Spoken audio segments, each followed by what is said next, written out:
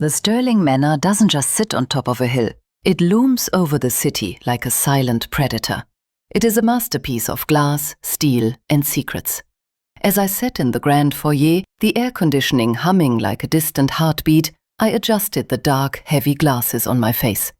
My name is Iris, and for the last 3 years, I have lived in a world of intentional shadows. The man sitting across from me was Marcus Sterling.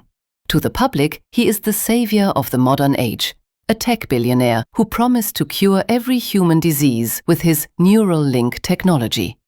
But as I sat there, my white cane resting against my knee, I wasn't listening to his polished corporate voice.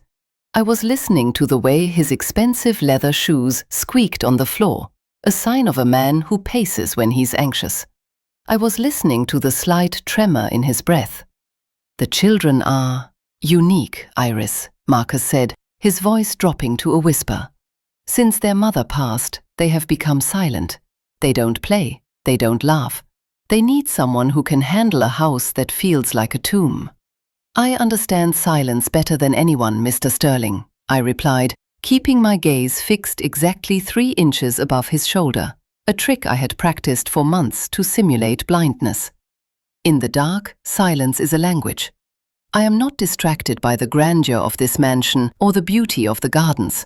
I am here to serve the children." He looked at me for a long time. I could feel his eyes scanning my face, looking for a flinch, a flicker of sight, a sign of deception. I didn't give him one. To him, I was a broken tool, a woman who couldn't see his crimes, making me the perfect addition to his household. "You're hired," he said, "starting tonight." As a maid led me to my room, tapping my cane on the marble floors, my mind was racing. He thought I was blind. He didn't know that my eyes were sharper than a hawk's. I have a rare condition called hyper-observation. My brain processes visual data at 4 times the speed of a normal human. I don't just see a room, I see the micro-scratches on the door locks, the hidden cameras disguised as smoke detectors, and the faint reddish-brown stain under the edge of the library rug that someone had tried very hard to scrub away. I wasn't here for the job. I was here for my sister, Elena. Elena had been the nanny here 6 months ago. Her letters home had started with excitement about the future of medicine, but they ended in terror. Her last message to me was a frantic, scrambled text. "Iris, the basement has a heartbeat. The weeping angel is the key. Don't let them give you the blue pill." After that, she vanished. The police said she ran away with a lover. They said she stole jewelry and fled to Europe. But I knew Elena. She would never leave me. That night, after the house fell into a heavy artificial silence, I removed my glasses. My room was a masterpiece of luxury, but I saw it for what it was, a high-tech cage. I sat on the edge of the bed, my eyes adjusting to the moonlight. Suddenly, I heard it. A low, rhythmic thumping sound coming from deep beneath the floorboards. It wasn't a machine. It was a rhythmic pulse, like the beating of a giant metallic heart. I stood up and walked to the window. In the garden below, I saw the weeping angel statue Elena had mentioned. It was a haunting piece of stone, its hands covering its face. But as the moonlight hit it at a specific angle, I saw a faint red laser grid flickering around the base of the statue. Marcus Sterling wasn't just building computers. He was building something that required a heartbeat. And if Elena was right, my sister hadn't left this mansion. She was part of the machine. I put my glasses back on and picked up my cane. The game had begun. To save my sister, I would have to navigate this labyrinth of lies while pretending to be the one person who couldn't see the truth. The first morning at Sterling Manor felt like waking up inside a clock. Everything was precise, cold, and ticking toward an unknown deadline. My first task was to meet the children, Leo and Mia. They were waiting for me in the sun-drenched breakfast nook, but the room felt frozen. Leo was 10, with eyes that looked 60. Mia was barely 7, clutching a faceless rag doll as if it were a shield. They didn't speak. They didn't even move when I stumbled slightly over the threshold, my white cane tapping rhythmically on the floor. "Good morning, children," I said, my voice soft and airy. I reached out blindly, my hand hovering inches from a pitcher of orange juice. "I am Iris. I may not be able to see your faces, but I can hear the way you breathe. You're both very brave to be so quiet." Marcus was standing in the doorway, watching me with that same predatory curiosity. He wanted to see if I'd react to the children's silence. I didn't, but through the corner of my eye, beneath the rim of my dark lenses, I saw something Marcus didn't. Mia was moving her fingers in a rapid, complex pattern against her doll's leg. It wasn't just a nervous habit, it was tactile sign language. "A monster is watching," Mia signed. "Be a statue," Leo signed back, his face a mask of stone. My heart hammered against my ribs. What had these children seen? What monster lived in this house of glass? Marcus stepped forward and placed 2 small, translucent blue pills on the table. "They have a chemical imbalance, Iris. It's a legacy of their mother's illness. Ensure they take these every morning at exactly 8 a.m. It keeps them stable." I nodded, my blind hands searching the table until I touched the pills. I could feel the slight vibration in the air as Marcus left the room. The moment the heavy oak door clicked shut, I didn't give them the pills. Instead, I leaned in close, whispering so the hidden microphones in the ceiling would only pick up white noise. "I know you're not sick," I whispered. "And I know you're talking with your hands." Mia gasped, her breath hitching. Leo grabbed her hand, pulling her back. I took off my glasses for a split second, looking directly into Leo's eyes with a clarity that shocked him. "I am here to find Elena," I said. "She was my sister. If you help me, I can help you." Leo's eyes welled with tears. He didn't speak, but he pointed a trembling finger toward the floor, toward that rhythmic thumping sound I had heard the night before. That night, after the night pulse, a low-frequency hum that seemed to put the entire staff into a deep, drug-induced sleep, I crept out of my room. I didn't need the cane, but I carried it anyway. I made my way to Marcus's private study. I had spent the evening listening to the sounds of the keypads. Every button on a high-end security system has a slightly different pitch when pressed. Through hours of eavesdropping, I had decoded Marcus's personal access code, 8249. I approached the massive mahogany bookshelf. I didn't look for a hidden lever, I looked for the wear and tear. There was a faint smudge on a first-edition volume of Dante's Inferno. I pressed the spine. A silent hydraulic hiss filled the room as the floor beneath the desk slid away, revealing a staircase of polished obsidian. The air grew colder as I descended. The heartbeat grew louder, a thundering thump-thump that vibrated in my marrow. At the bottom of the stairs, the darkness gave way to a blinding, sterile white. It was a laboratory, but not for medicine. It was a digital hive. Thousands of wires, pulsing with blue light, ran along the ceiling like veins. And in the center of the room, encased in a glass cylinder filled with shimmering liquid, was the source of the heartbeat. It was a human brain. But it wasn't alone. There were dozens of them, suspended in rows, their neural pathways connected to a central server that spanned the length of the room. I walked past the cylinders, my breath fogging the glass. My eyes scanned the labels on the bases. Subject 14, Subject 19, Subject 22, and then I stopped. My knees gave out, and I hit the cold floor. Subject 27, Elena V.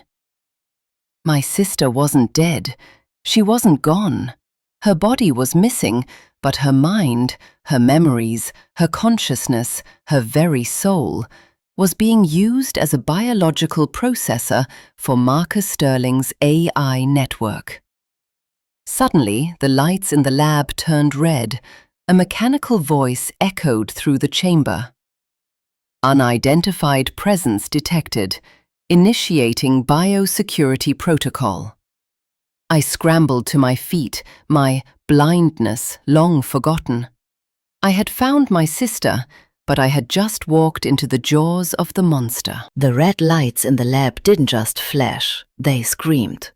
The biosecurity protocol was a high-frequency siren designed to disorient anyone without an authorized neural implant. My ears rang and my vision blurred, but I couldn't afford to collapse. I looked one last time at the glass cylinder labeled Subject 27. Elena's brain was pulsing with a soft blue light. She was processing something at that very moment. A part of me wanted to shatter the glass, but I knew that would kill her instantly. "I'm coming back for you," I whispered, the sound swallowed by the alarms. I scrambled back up the obsidian stairs just as the hydraulic floor began to close. I rolled into the study, pulling my dark glasses back onto my face and grabbing my white cane. I didn't go to my room. Instead, I walked straight into the kitchen and knocked over a stack of porcelain plates.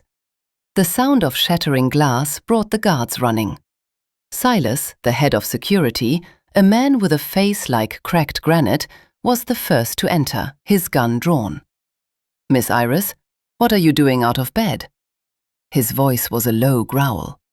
I sat on the floor, surrounded by broken china, trembling with practiced precision. I let my eyes wander aimlessly behind the lenses. The noise, the screaming sound, it woke me up, I whimpered. I thought there was a fire. I was looking for the children. Please. It was so loud. Silas looked at the study door, then back at me. The alarms had stopped. Marcus Sterling walked in, wearing a silk robe, his eyes narrowing as he studied my panic. "It was just a system test, Iris," Marcus said, his voice smooth but cold. "The house has a very sensitive security network. It must have frightened you. Silas, escort the nanny back to her room and clean this mess up."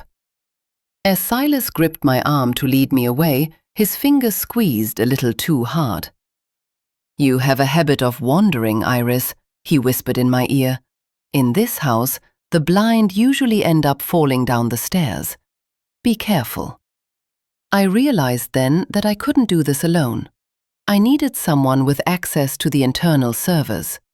The next day, while the children were in their therapy session, I spent my time in the gardens near the Weeping Angel statue. I had noticed a young technician, Leo's tutor, Eris, who always looked at the children with a mixture of pity and fear. He was the one who maintained the neural link interfaces.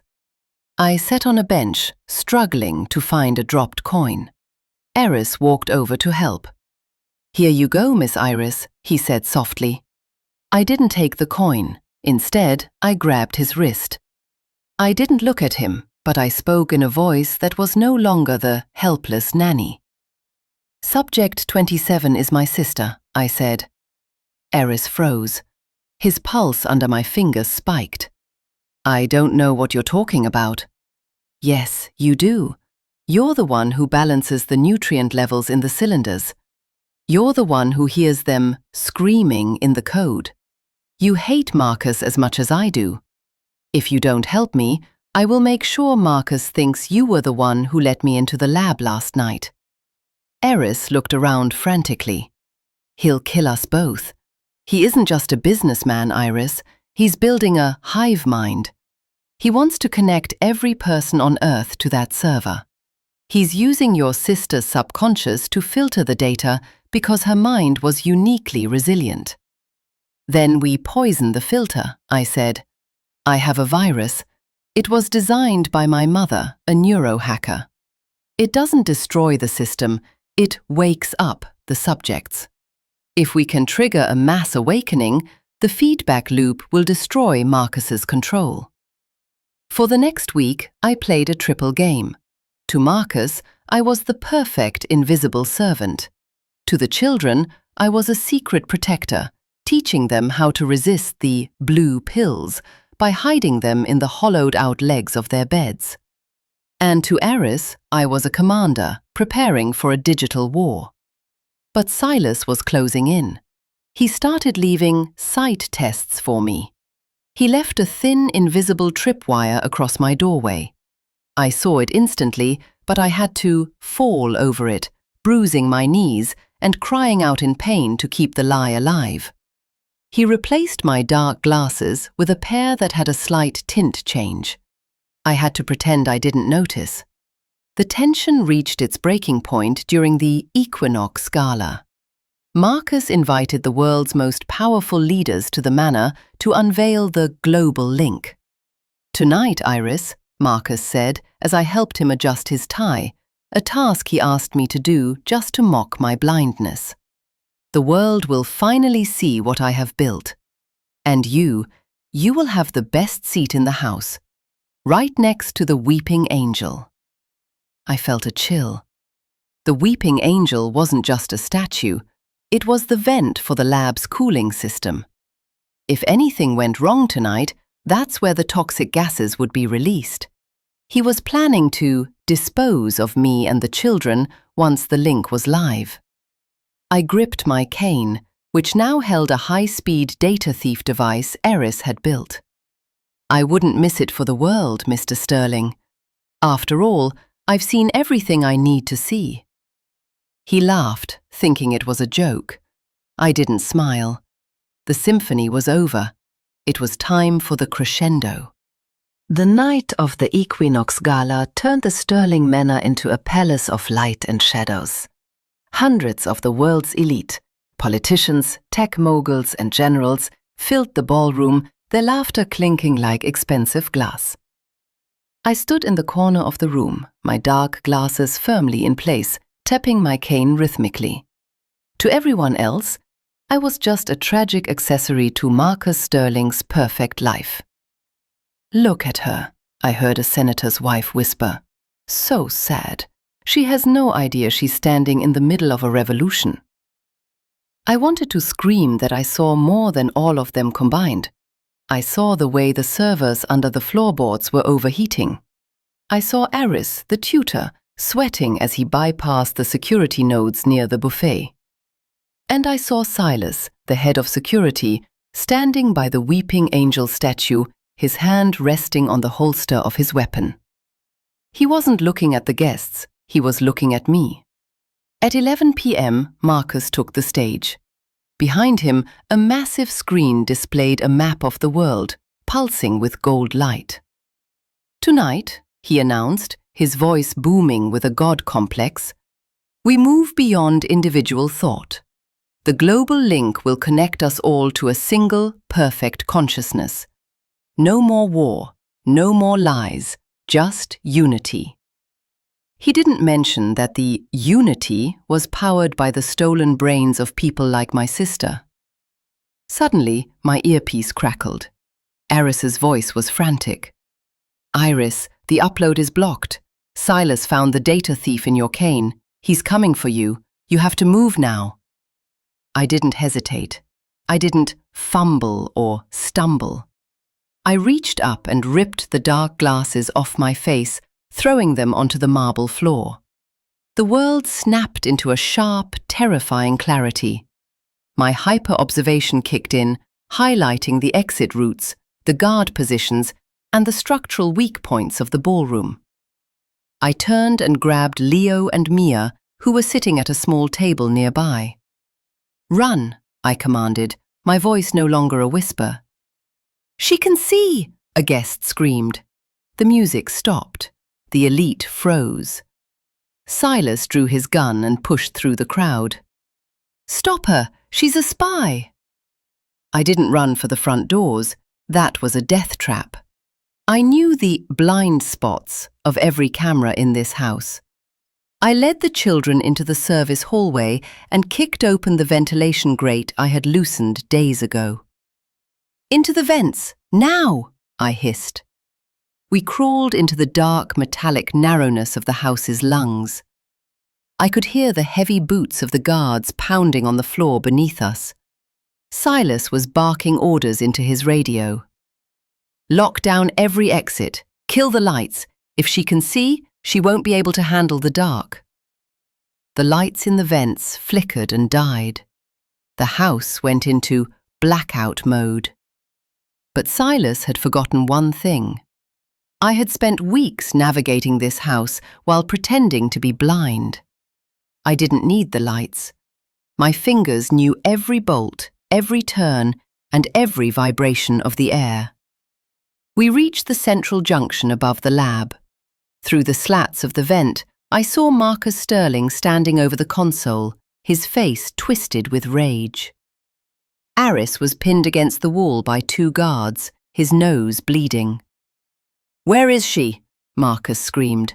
"Where is the nanny?" "She's everywhere, Marcus," I whispered, my voice echoing through the vent system, making it sound like it was coming from every direction. "I've seen your God, and he's nothing but a parasite." I dropped from the vent directly onto the shoulders of one of the guards, using the weight of my body to drive his head into the console. As I landed, Silas stepped into the room, his red laser sight landing squarely on my chest. "Game over, Iris," Silas said, his finger tightening on the trigger. "You should have stayed in the dark." I looked him dead in the eye, my hyper-observation scanning his stance. I saw the sweat on his palm. I saw the way he favoured his left leg. And I saw the silver key hanging from a chain around Marcus's neck, the only thing that could unlock the cryopods. "I was never in the dark, Silas," I said. "I was just waiting for the lights to go out so I could see you better." Before he could fire, a massive explosion rocked the room. Aris had successfully overloaded the cooling system. The weeping angel statue above us shattered, sending a cloud of cryogenic fog into the room. In the chaos, I lunged for Marcus. It wasn't about the company anymore, it was about the key. The cryogenic fog from the shattered weeping angel statue filled the lab like a ghostly shroud. It was freezing, so cold that every breath felt like inhaling ground glass. The alarms had transitioned from a high-pitched scream to a low guttural mechanical groan. The global link was failing. Marcus Sterling stood by the central console, clutching the silver key against his chest. He looked less like a god now, and more like a cornered animal. "You don't understand, Iris. If you disconnect them now, their minds will shatter. You'll be a murderer." "They're already dead to you, Marcus," I spat, stepping through the fog. "I'm just giving them back their peace." Before I could reach Marcus, a heavy hand gripped my shoulder and spun me around. It was Silas. He had lost his gun in the explosion, but he didn't need it. He was a mountain of muscle and suppressed rage. He swung a massive fist, and thanks to my hyper-observation, I saw the trajectory before it even started. I ducked, the wind of the punch whistling over my head. I wasn't a fighter, but I was a scientist of movement. I saw the stress fractures in his stance. I saw the way his old knee injury made him hesitate for a millisecond when he pivoted. I didn't try to overpower him. I used his own momentum. As he lunged again, I grabbed his wrist, twisted my body, and drove my elbow into the nerve cluster behind his ear. Silas grunted, his eyes rolling back for a second, but he grabbed me by the throat, pinning me against the glass of Subject 19. "You little brat," he wheezed, his grip tightening. I couldn't breathe. My vision began to spark. But right behind Silas's head, I saw Leo. The young boy had crept out of the shadows, holding a heavy fire extinguisher. With a scream of pure repressed trauma, Leo swung the heavy metal canister into the back of Silas's legs. Silas's knee buckled, the exact weak spot I had identified. I broke free, gasping for air, and delivered a final, stinging kick to his temple. The granite man collapsed into the fog. I turned to Marcus, but he was gone. He had retreated to the master control pod, the one containing my sister, Elena. He held a scalpel to the nutrient tubes that kept her brain alive. "One more step, Iris, and I cut the line," Marcus threatened. "The children or your sister. Choose. If you upload the virus, the lab's self-destruct sequence will trigger. I have the only escape submersible. Give me the data drive, or everyone dies here." I looked at Mia and Leo, huddling near a cooling vent. Then I looked at the blue, pulsing light of Elena's brain. My heart felt like it was being pulled in two directions. The monster with the silver needle, Mia had signed earlier. I realized Marcus was bluffing about the shattering minds. If the virus worked the way my mother intended, it wouldn't break them. It would provide a neural bridge back to their bodies. "Aris, now!" I screamed. Aris, hidden behind the server stacks, slammed the final Enter key on his terminal. The virus didn't just delete files, it sang. A massive surge of gold light raced through the blue veins of the lab. The rows of glass cylinders began to vibrate. The nutrient liquid turned from clear to a deep, vibrant violet. Suddenly, a sound filled the room. Not a mechanical alarm, but a chorus of 1,000 voices gasping for air at once. The processors were waking up. Marcus screamed as the console in front of him exploded in a shower of sparks. The feedback from the awakening was too much for his neural link to handle. He collapsed, clutching his head, as the very people he had used as batteries reclaimed their consciousness. I lunged forward and ripped the silver key from his neck. I didn't look at him as he shivered on the floor. I ran to Elena's pod. "I've got you," I whispered, inserting the key into the manual override. "I've finally got you." The glass hissed open. The nutrient fluid spilled out like a waterfall. But as I reached for her, a deep rumble shook the entire mansion above us. The self-destruct had been triggered. We had 3 minutes to get out before the Sterling Manor became a tomb of fire. The Sterling Manor was dying. The self-destruct sequence wasn't a countdown of numbers. It was a symphony of destruction. Walls of reinforced glass shattered into diamonds, and the high-tech sensors that had tracked every breath I took were now sparking and dying. The heat from the server fires above was melting the artificial frost in the lab, turning the cryogenic fog into a thick, suffocating mist. "Iris, we have to go. The foundation is shifting," Aris shouted over the roar of the collapsing mansion. I had Elena's core, the delicate, pulsing container of her consciousness, cradled in my arms. It was light, almost weightless, yet it held the weight of my entire world. Leo and Mia were clinging to my coat, their eyes wide with a mixture of terror and hope. We didn't head for the stairs. The obsidian staircase had already been crushed by a falling marble pillar. The drainage tunnel. I remembered the blind walks I had taken in the garden. I had felt the rush of cold air coming from a specific grate near the eastern wall. "Follow the sound of the water." We scrambled through the service tunnels, the concrete walls groaning above us. Behind us, the laboratory, the place where Marcus had tried to build a digital heaven on a foundation of human hell, erased itself in a final, blinding white flash. The shockwave threw us forward, but we didn't stop. We burst through the rusted iron grates of the drainage exit, tumbling onto the wet grass of the cliffside just as the sun began to peek over the horizon. I turned back to look. The Sterling Manor, the billion-dollar monument to one man's ego, folded in on itself. It vanished into the earth, leaving nothing but a scar of smoke against the morning sky. The awakening I had triggered didn't just happen in that lab. The virus had traveled through the global link, hitting every server Marcus owned. Across the world, the families of the missing received an encrypted file. It contained coordinates, names, and the evidence of Marcus's crimes. Marcus Sterling was found in the wreckage, alive but hollow. The feedback loop from the awakening had permanently fried his neural link. The man who wanted to control the world's thoughts was now trapped in a mind that could no longer form a single word. He was truly silent now, a prisoner of his own invention.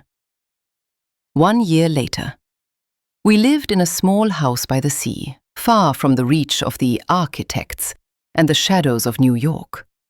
The house was filled with the smell of salt and the sound of Mia's laughter. Leo had become a brilliant coder, but instead of building cages, he was building firewalls to protect the vulnerable. Elena was no longer in a jar. Using the funds we recovered from Marcus's hidden accounts, Ares and a team of rogue scientists had developed a neural bridge. Elena's mind was being slowly integrated into a synthetic biological body. She couldn't walk yet, but she could speak through a screen. One evening, as I sat on the porch, I picked up my old dark glasses. I looked at them for a long time, remembering the girl who had to pretend to be blind just to be heard. Iris? A mechanical yet warm voice called from the doorway. It was Elena, her eyes, now a soft synthetic green, looking at me through the screen of her chair. "Why do you still keep those?" I looked at her, then out at the horizon where the sun was setting in a blaze of orange and violet. I could see every shade, every ripple in the water, every grain of sand. My hyper-observation was no longer a burden.